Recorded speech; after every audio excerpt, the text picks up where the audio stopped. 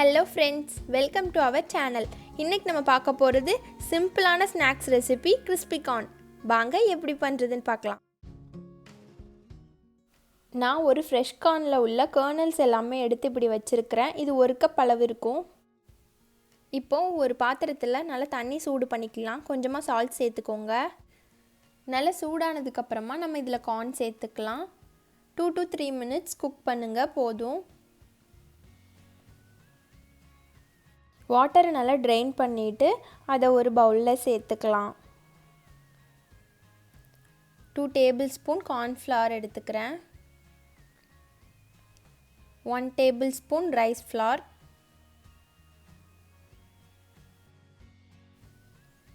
1/2 teaspoon pepper powder, கொஞ்சமா salt. மாவு corn கூட நல்லா கோட் ஆகிற மாதிரி கலந்துக்கோங்க. இப்போ இதை நம்ம ஃப்ரை பண்ணிக்கலாம். ஆயில் ஹீட் ஆனதுக்கு அப்புறமா கார்ன் இப்படி நம்ம நல்லா கையால் உதிர்த்து விட்டுக்கலாம். அப்பதான் ஒன்னோட ஒன்று ஒட்டாமல் வரும்.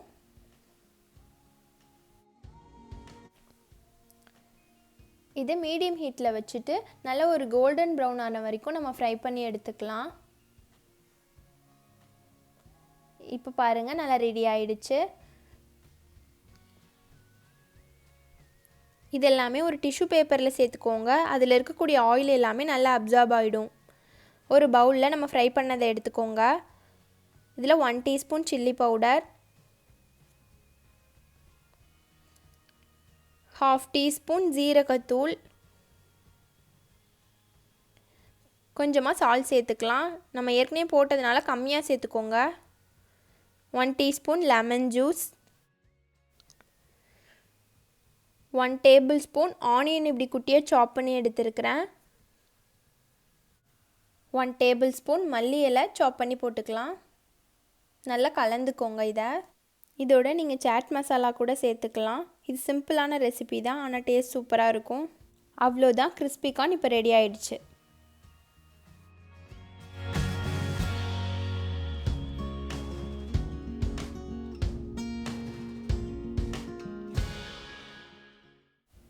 இது நீங்களும் ட்ரை பண்ணி பார்த்துட்டு எப்படி இருந்துச்சுன்னு எனக்கு கமெண்ட்டில் சொல்லுங்கள். இந்த வீடியோ உங்களுக்கு பிடிச்சிருந்துச்சுன்னா சேனலை சப்ஸ்கிரைப் பண்ணிவிடுங்க.